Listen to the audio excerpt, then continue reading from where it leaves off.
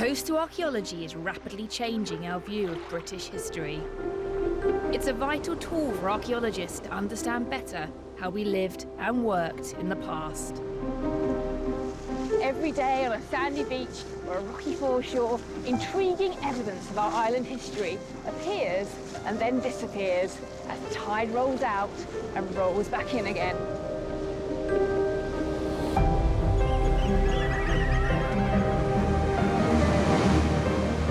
The area between high and low water marks is known as the Inter-tidal zone. And at low tide, the sea reveals a wealth of valuable clues. What is that? What is that? There's a lot of theories. Investigating these fragments brings to life the story of Britain's coastal history. Archaeologists are enthusiastic about their discoveries, but they're also worried. Extreme weather can expose long-hidden remains. At the same time, these conditions can damage or even destroy our valuable archaeological heritage. And because there's no guarantee this legacy from the past will survive into the future, coastal archaeologists are busy identifying what's most at risk. This week, we're in the stunning north coast of Kent. We'll be following the excavation of one of the most significant shipwreck discoveries of recent times. Even though it's partial, what remains of it is exceptionally well preserved. That makes it quite a special thing. What is this mysterious sandbar? Is it natural? How has it affected the lives of local people? Visitors that came would see something rather like hell. And we'll explore the forgotten military base that helped win World War I. It was top secret. I don't think the Germans were aware of it, and one of the reasons they weren't aware of it was a ludicrous place to build it.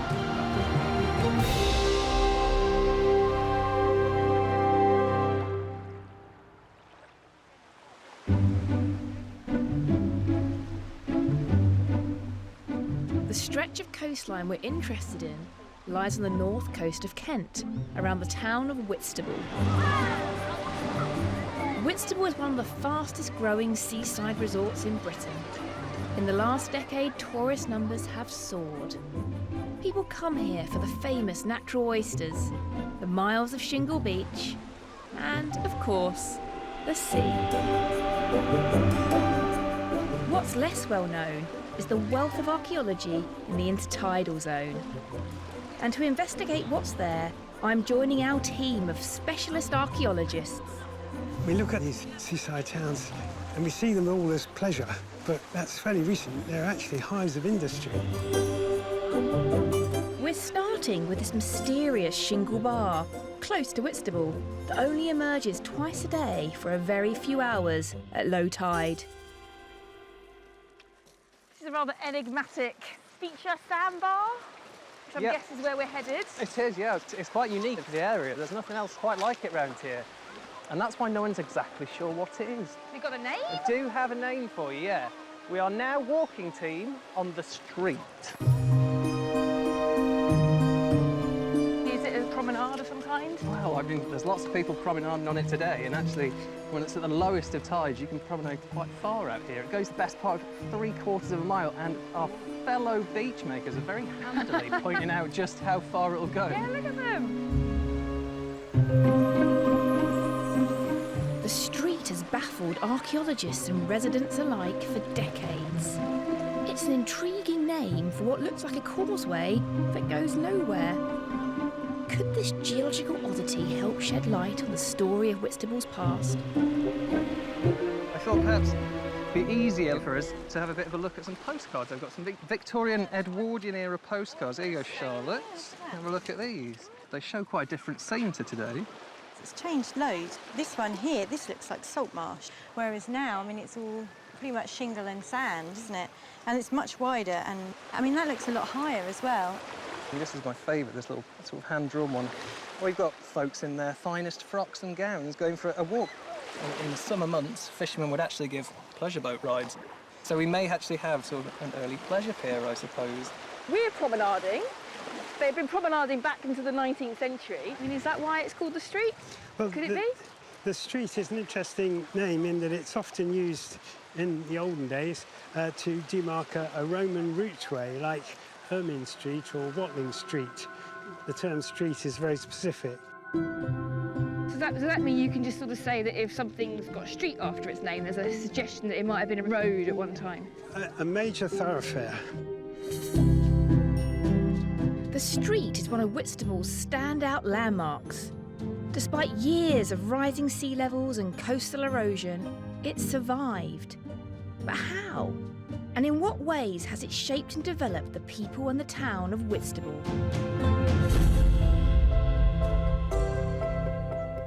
This part of the Kentish coast has always been a busy waterway.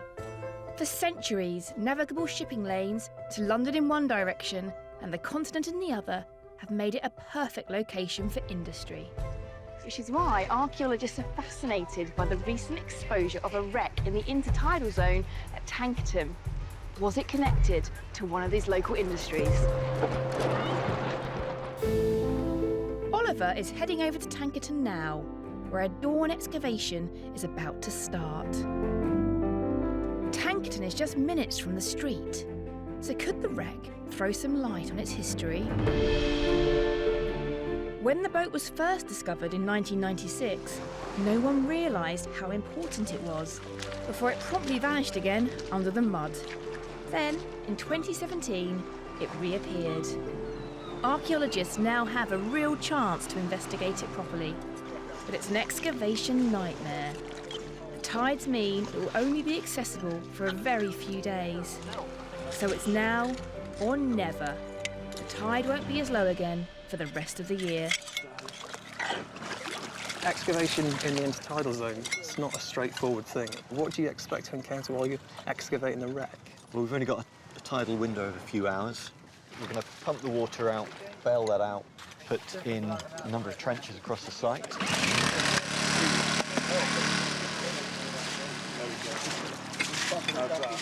There should be plenty of items that give clues to what it was doing, who was living on it maybe. This kind of excavation is unlike an archaeological dig on land and unlike a diving expedition at sea. It has its own distinctive problems. We're going to get collapsed deck structure in the actual fill of the hull. So as we go down, it's not going to be a nice clean trench that we can excavate down. We're likely to get bits of material that we have to deal with. And of course, when the tide does come in, you get material coming into the trenches that you've been excavating, which you then have to re-excavate, re-clean. So it's a bit of a battle against the sea. Without doubt, this is one of Britain's most exciting maritime discoveries. But we don't know how this boat came to be here. Was it built locally? Toby and his team have just a few days to find out all they can. Above all, they want to know how old the boat is. Could it have been connected with our enigmatic feature, the street?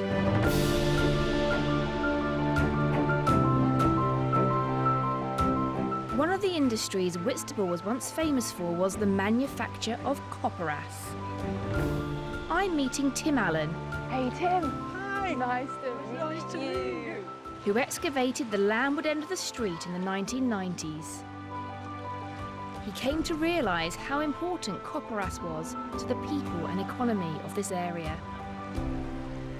It had so many uses. Principal use to make dye fixative, another use to make ink, another use medicinal, another use you could actually produce sulphur.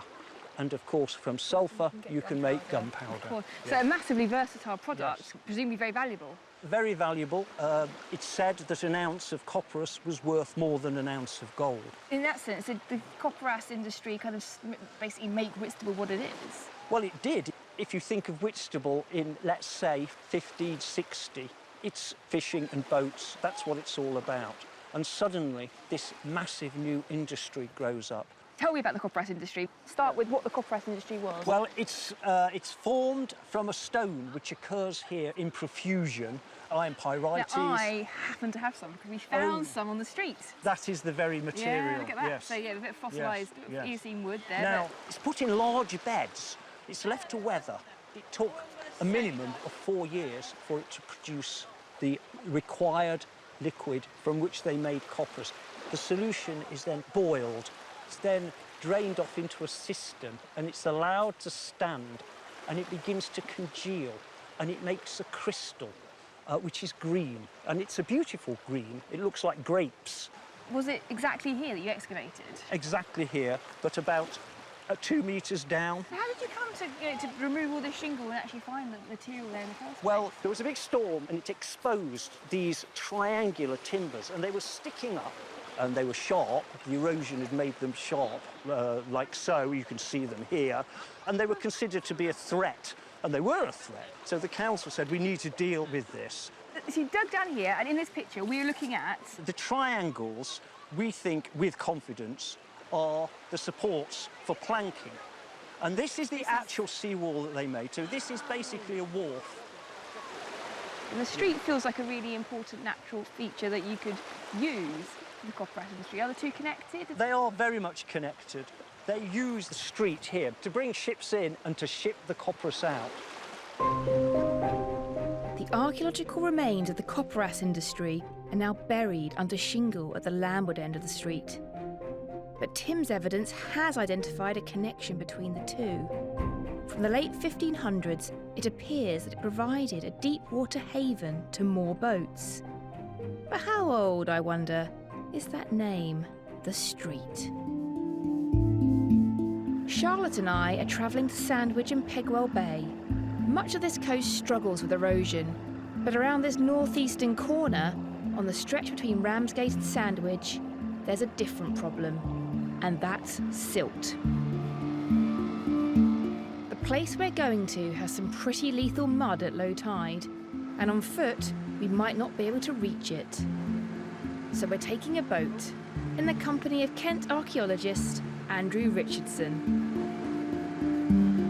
We've left Ramsgate, we're heading towards the mouth of the River Stour, and what we're going to see are the remains of Port Richborough, which was at the end of the First World War, became perhaps the most important logistical port for supplying men and war materials to the Western Front.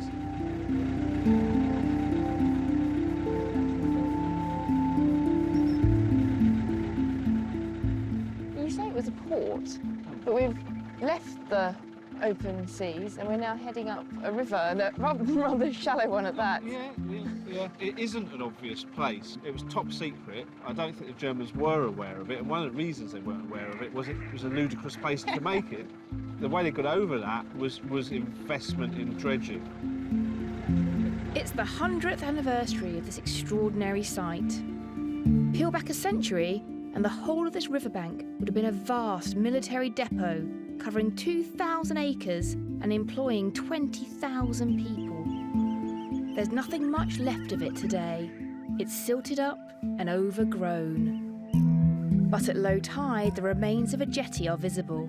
This, apparently, is where Britain's first cross-channel train ferries used to dock in 1918.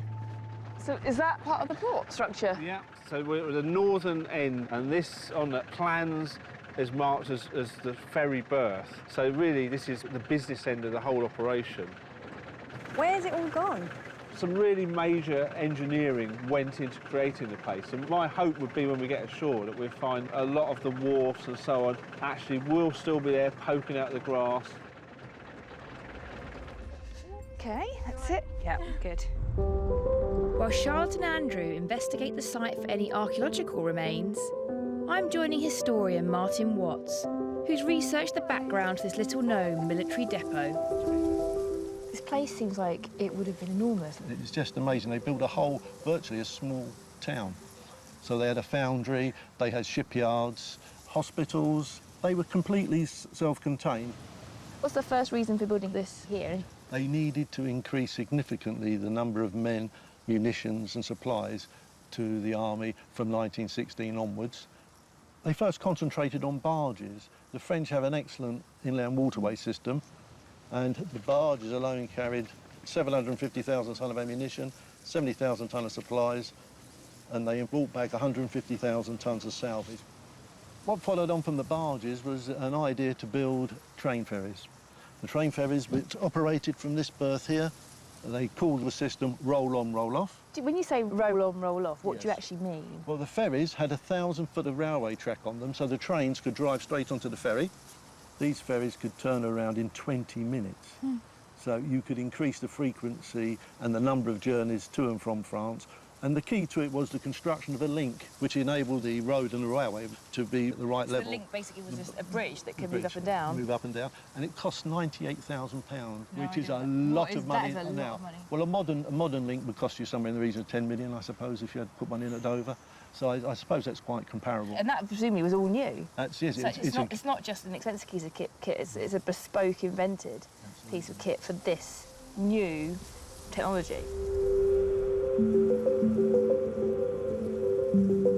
Have you got this standing archaeology? But I think there's a lot of buried archaeology. I mean, you can see we've got Yep. iron bolts One here, here. another one here, so something substantial was fixed on here. The plan shows the railway lines converging more or less on this point That's right. between this shorter jetty and the longer jetty up there. So we can see this line of this wharf along Yeah. here, the long one that goes right the out. long, thin jetty that's marked as train ferry on the plan. On this side, you've got a shorter, wider jetty. Yeah, This you can see little the line. stream here has exposed Yeah. the timbers of it.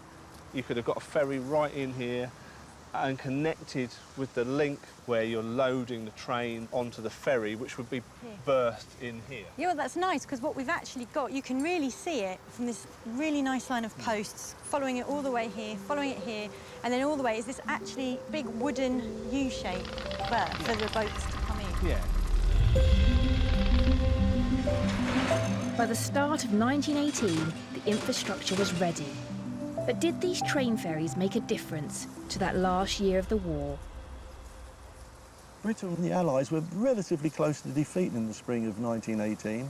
It got so bad that on the 9th of April 1918, Field Marshal Haig issued his famous backs to the wall. Virtually everybody left to stand and fall where they are now.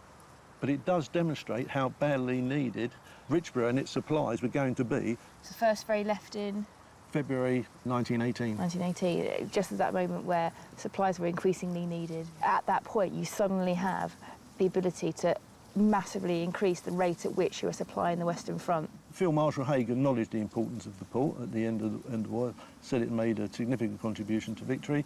Obviously, it was a remarkable engineering achievement, but it also had a significant impact on the outcome of the war on the Western Front. The success of Port Richborough depended on it remaining a secret from the Germans. But how much did the people of Sandwich know about it? Were any of them involved in running the port? More to investigate.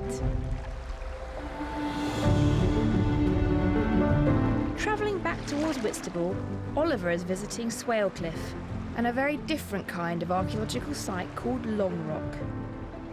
At low tide, close to the shoreline, a random collection of timbers appears that might just be ancient.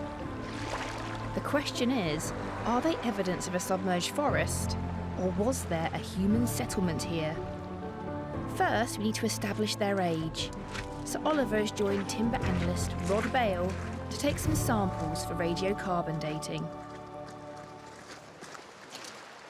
Looks like a good sample here then, right? Yeah, this is a great one, I'd say. It's got the bark still attached.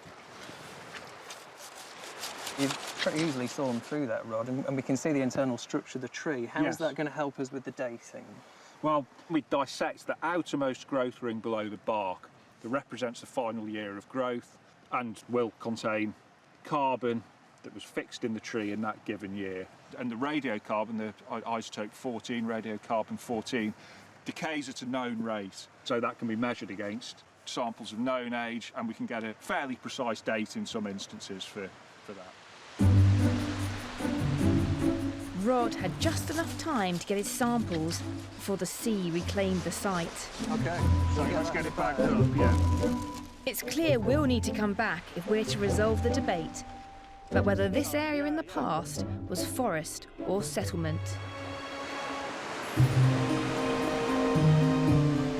Our investigation of this coastline has mainly focused on trying to understand this mysterious shingle bar, the street.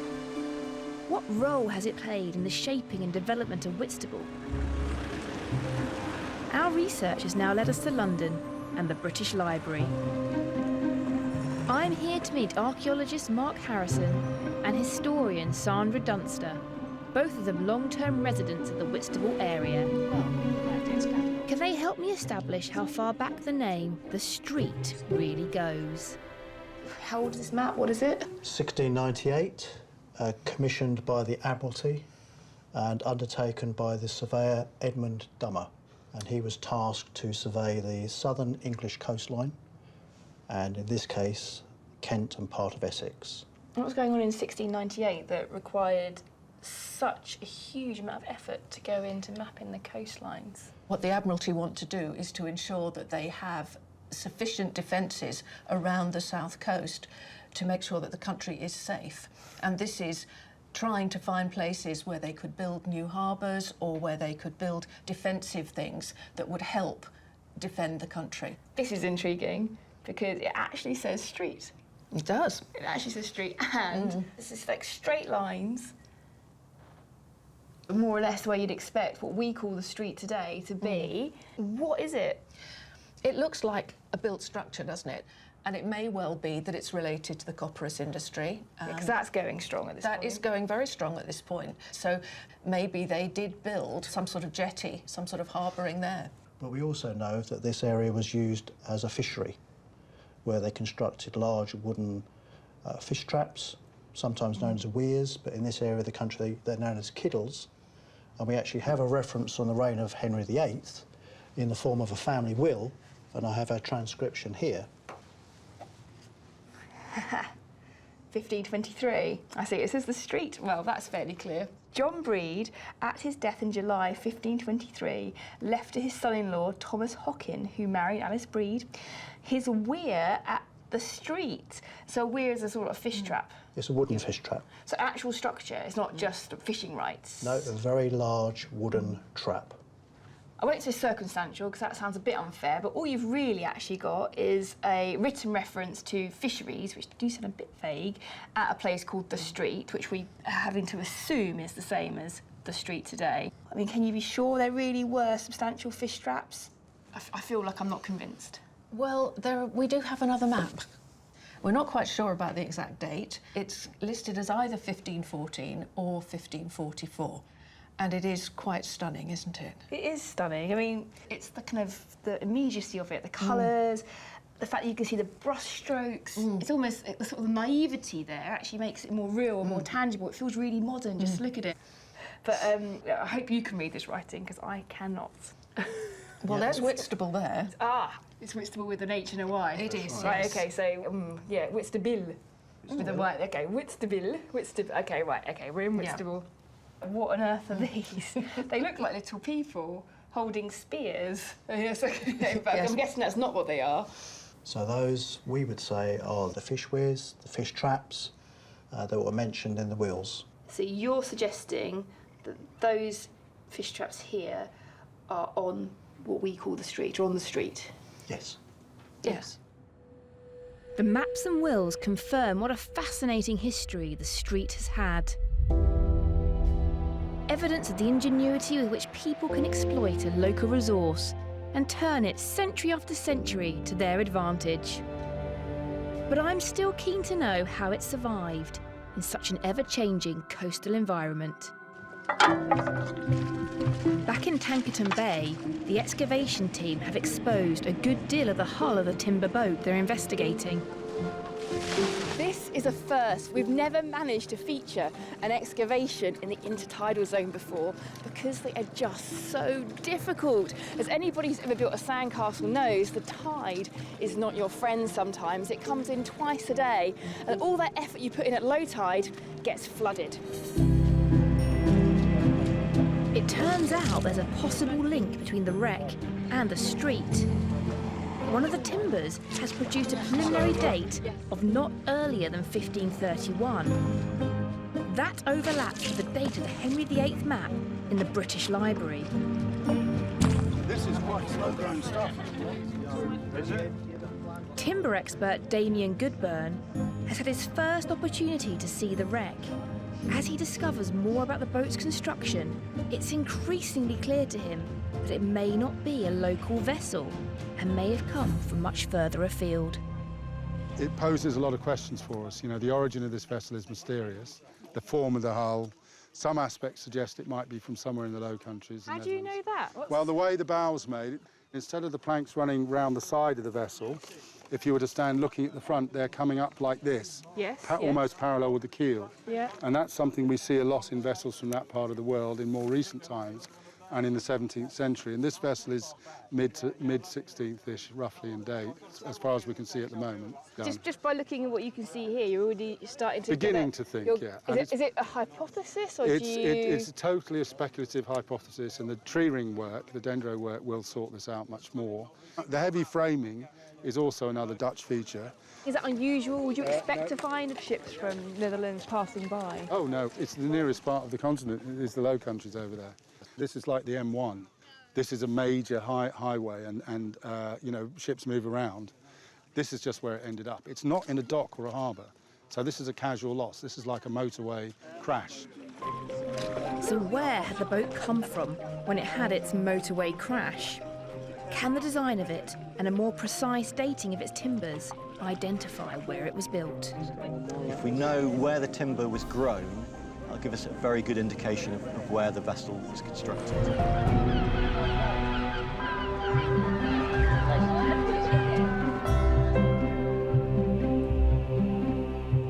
We're on the northeast coast of Kent, investigating the fascinating archaeology of the intertidal zone. So far, we've come across the remarkable remains of a 16th century Tudor wreck, which has already made archaeological history in the area. And we've uncovered some of the secret depot that supplied the British Army in World War I. And then there's the enigma they call the street. We're working on that one. We've decided that the most useful next step towards understanding the street is to carry out a digital drone survey, which will provide the information needed to create a 3D model of the site. So I've noticed you've got these black and white bullseyes, essentially. We lay those out, sort of spread across the length of the survey area, and then we record those with a nicely good, accurate GPS. So it'll locate it here in Whitstable, as opposed to just sort of floating in space. Brilliant. OK, so maybe we should send her up? Yeah, sure, yeah, definitely. It's a little windy today, but there you see the few targets in this. Oh, yeah. That's there. The targets are really clear, aren't they? Yeah, it definitely helps that they stand out well. Yeah. So. And there's us. Yep.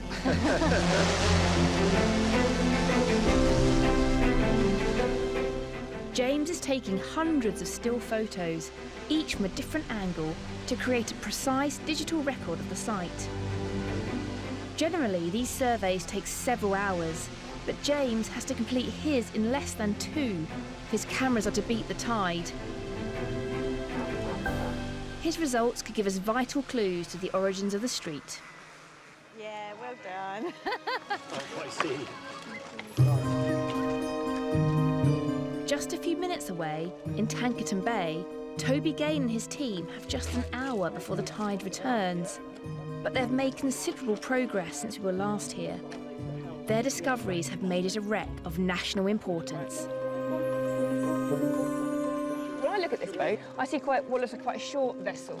Does that mean, do you get a sense of that shape? It's not all here, so the stern's missing, so maybe 25% of the vessel is missing at the rear. We think this is the bow, and it's quite a bluff, squat vessel, very heavily built. Well, have you found anything that tells you something definitive but tantalising yet? Well, we've got lots of this collapsed deck structure, so we know it had decks, partial or full. There's part of a knee there, but we've also got what we think might be a galley. So this is where the crew would have cooked food, which is pretty amazing. How do you know it's the galley? Well, the bricks, obviously, to protect the wood from the fire. You've got decks and a galley, you're talking there's a crew, it's not just a few people living on here because they're cooking on here. Do you have any sense of who they would have been yet? Well, we're starting to get other finds, personal effects of the crew coming up, which is fantastic. This is what we were hoping for.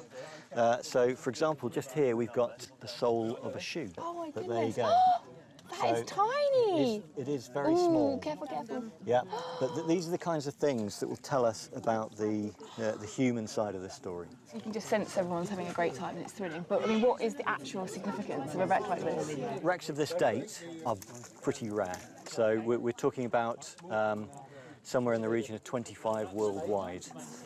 Even though it's partial, what remains of it is exceptionally well preserved, and that makes it quite a special thing. Wow.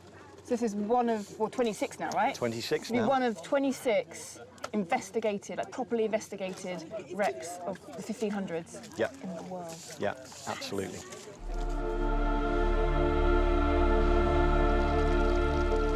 This boat is really remarkable because so much of it is intact and because it's so rare, one of just 26 in the world. As the sea takes back the wreck, the archaeologist's work is over now. We'll catch up with Toby again when hopefully he knows more about the boat's origins and how it was used.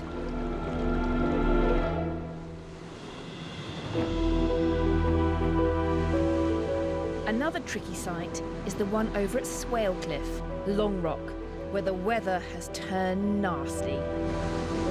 It's unclear what the various timbers are. Could they have been a submerged forest, or are they evidence of human activity? Damien Goodburn thinks he's found something. We've got some evidence for some human activity. Oh, absolutely. Just down here, the grey clay is still on the underside. Can you see that? I haven't even cleaned all that off. This bit was sampled by Rod earlier. I don't know whether he knew it was worked or not, but we can ask him in a minute. And finally, having already looked at this area, I suddenly saw that. I thought, I'll just have a little look. Oh yes, here we are. You know, we've actually got something clearly worked. And you can see cut marks from axes, which are clearly not sharp, wide, flat, modern axes or Roman-style axes, but something earlier. Could be a rather blunt bronze axe or possibly even a stone axe. This is saying people are here, they are sticking posts in the ground or stakes in the ground from time to time. They may be hunting, they may be catching wildfowl, that kind of thing. They're not living here. Well, we know we've got a sample on him, so we should go speak to Rod, see what he's going to do.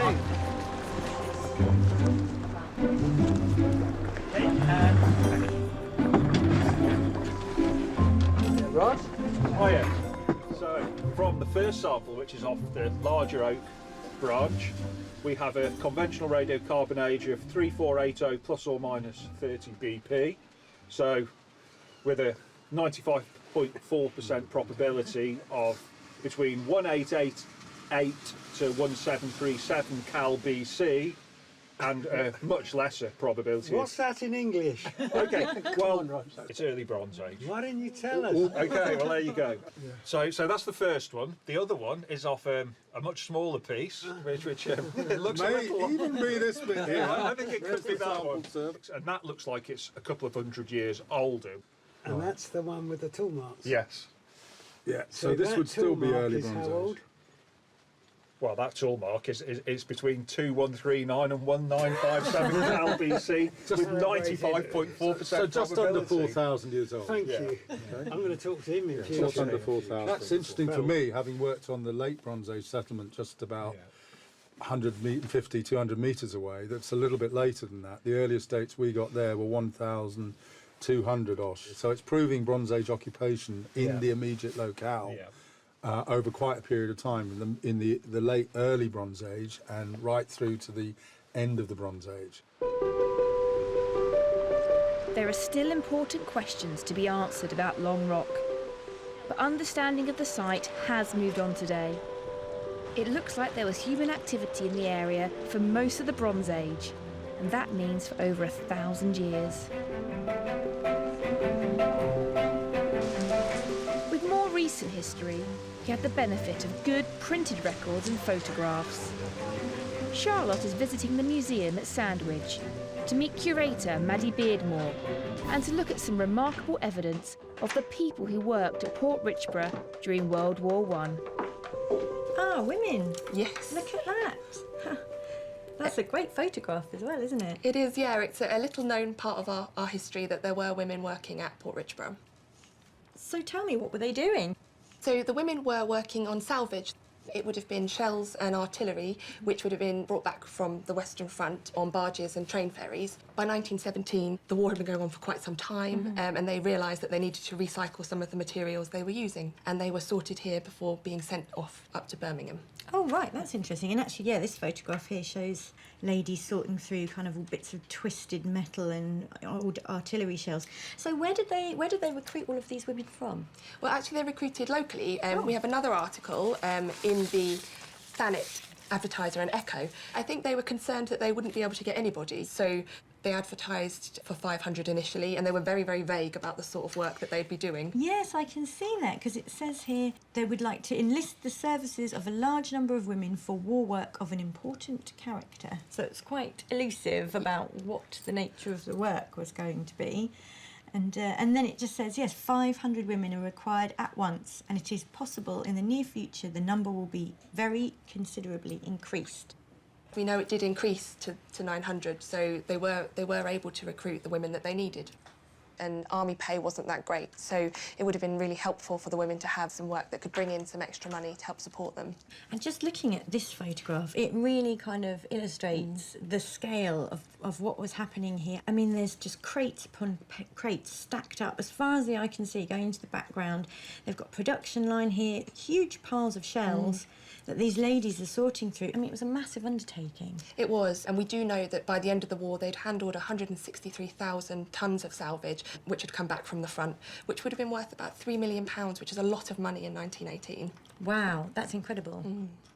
But the end of the war wasn't the end of the story of Port Richborough. The roll-on, roll-off ferries lived to fight another day. The discovery of a 16th century boat in the Inter-tidal zone at Tankerton on the North Kent coast has grabbed people's attention locally and nationally. It's so rare to find a boat of that era, particularly in such remarkable condition. The outstanding question is, can we date it more accurately? And as a result, identify where it was built and what it was used for. I've travelled down to Salisbury to meet Rob Bale and Toby Gain to find out what more they know about the remarkable wreck they were excavating last summer. What it looks like we've got is a real mix of timbers, a real mix of origin. We've got some German oak and some English oak.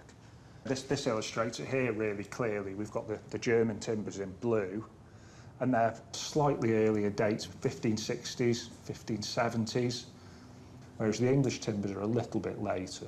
In fact, into the 17th century. So it seems that the dates are fairly firm. You're going to happy to go late 16th century, possibly into the early 17th century. 1560 to 1580, may I have. Interesting. It is. Does that mean, then, that the fact that the German timbers are older, that this is a German vessel? It could be a German vessel, but one of the things that was noted when we were out in the field was that it had some elements of Dutch design to it. Oh, yes. Would it be typical of Dutch vessels to source their timber from, I don't know, northern Germany? That seems like a sensible potential nearby source of wood. Yeah, I think it's a possibility. You had the River Elbe coming down from North Germany round to, and they could have gone around the coast to Holland and the Low Country. So yeah, it's quite possible. When I saw you were finding amazing things coming out there, actual personal finds from within the boat. Yeah. Can that help in any way? Absolutely, it can help. These are two of the shoes that we found. Just roll that back. We do need to keep these wet because they're very fragile. But these tell us quite a lot, actually. That's the bit we saw. That is, isn't it? Yeah, that is a bit. And it's not, we assumed at the time it was a sole, but actually it isn't. It's part of the side of the shoe. But what we've got is we've got two different types of shoe, and they're both absolutely right for the second half of the 16th century. They're both welted. Would you say welted shoes? What's a welt? So a welt is this strip of leather that holds the sole to the upper. In this shoe, we know that this is a slip-on, and it's got a single quarter at the back. What's a quarter? A quarter is the bit of leather that wraps around your heel. Yes. But this shoe, it's got two quarters. They were stitched together at the back? Yeah, So, Which is familiar. It is exactly how most people's shoes are made these days. The sizing is interesting as well, because this is an adult size 2 and this is an adult size 3. Okay. So they are tiny, but that's normal at that time. The other thing I remember is that you were turning up evidence of what, like the galley. There were those bricks. Yeah. Is that right? Did that bring anything else up? Yeah, absolutely. Yeah, we've got some very nice finds out of the galley area. An example is this lovely spoon. So it's wooden. It's exceptionally delicate. It is very delicate. It's got a very fine handle. Nice piece of carving. Yeah, absolutely. But also we've got evidence of what they were eating. So, for example, here we've got a bit of cattle tibia. And we know from the marks on it that they were filleting off the bone. So they were cooking it in the galley and then cutting slices off to eat. I mean, is there anything you can say further about what the boat would have looked like? It may have looked something like this. This is a bus, and it's an iconic type of Dutch vessel from the time. Was there any cargo on board? We couldn't find any evidence of cargo. I think it's likely that the local inhabitants would have come down to the vessel and would have cleared it out of pretty much everything. And we're just lucky that we've got the bits in the lowest part of the vessel that was probably flooded and full of water that they couldn't get at. And you just must be absolutely desperate to go back and find more. Yeah, absolutely. Yeah, we very much hope that we'll be able to go back, because the wreck clearly has more to give. So, yeah, we'd like to get back there.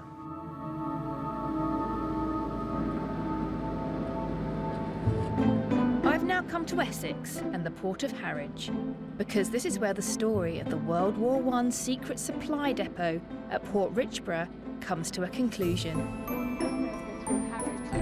David Whittle used to work at Harwich and knows the history of it inside out.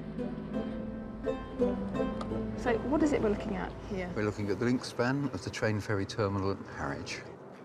The link span comes from Southampton. And that's the bridge going That's down? the bridge. The grey thing up there is the gantry. That came from Richborough. So I'm actually looking at, I mean, that's basically what was being used at Port Richborough in the First World War. Yeah. It's amazing, really. I mean, yes, it's a bit rusty, but otherwise, it looks in fairly good nick. It ended up here. Why didn't it just stay at Port Richborough? Well, it did stay at Port Richborough after the war because there was so much equipment to bring back from France. It was used for that. And then it was envisaged that perhaps a proper service, a commercial service, would start across the channel. But that never actually came about. And this is when, obviously, Great Eastern Railway got hold of the idea, thought of their operation at Harwich, and included it in here. And what you see in front of you here started construction in the early 20s, about 22. And it wasn't until 1924, on the 24th of April, that Prince George came down here and actually opened the service. And that was the first service from Harwich to Zeebrugge. Zeebrugge. In Belgium. And so It was very far-sighted of the Great Eastern Railway, and it was a very, very successful service right up until 1987. Really? Was that being used until 1987? Yes, 31st of January was the last time it was used. That is in 87. That is a good piece of kit. Yeah, I mean, considering it was built in a fair hurry during World War I, Yep. to keep going till Yep. 1987. Yep.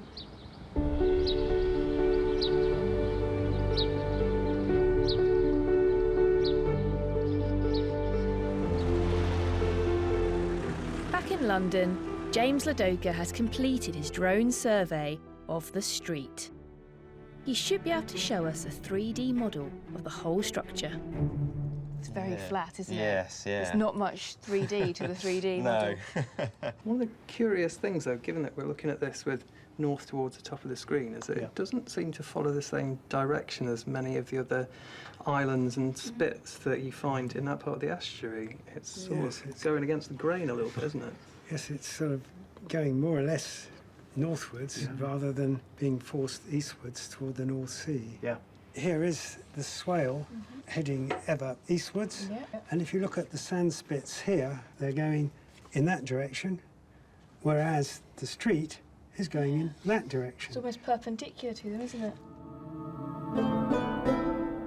So what is it about the geology of the street that explains its unlikely position? So in here you can see it's a slightly lighter band coming across. These are actually quite sort of large circular things, and it forms quite a sinuous line coming down here. Any evidence for quarrying or anything on those edges? Yes, there is some Gravel street. evidence of quarrying petrified London clay. When you say petrified, you mean sort of solidified, hardened? Yes. And these petrified boulders exist throughout London clay. Right, so these are actually boulders. What we're looking at here is not evidence of mining per se, it's evidence of mineable material. If you've got a section of, the coastline jutting out, which is this petrified London clay, this harder London clay, that's going to be more resistant to erosion than the surrounding things. So it gives you a geological substructure underlying the street here. Then the street itself, its bedrock geology may just be showing us a nice spit of hardened London clay. Yes, you can see that this spit here may well once have extended all the way to that spit there. All that would have been dry land at one stage in the past. So there's been substantial erosion. And just leaving the remnant of the hardest section That's it. of bedrock left. The street is the last bit standing. Yes, the last man standing in an incredibly changing coastscape. Coastlines create opportunities, but also dangers. Whilst the proximity of northern Kent to the rest of Europe has encouraged international trade, it's also meant that enemy fleets have made occasional raids on our coastal towns. I'm struck by how little evidence there is today of either. We had the fabulous timber wreck at Tankerton, but more often, the remains we're left with are like those at Port Richborough. Who would think that 20,000 men and women ran a huge military port here 100 years ago?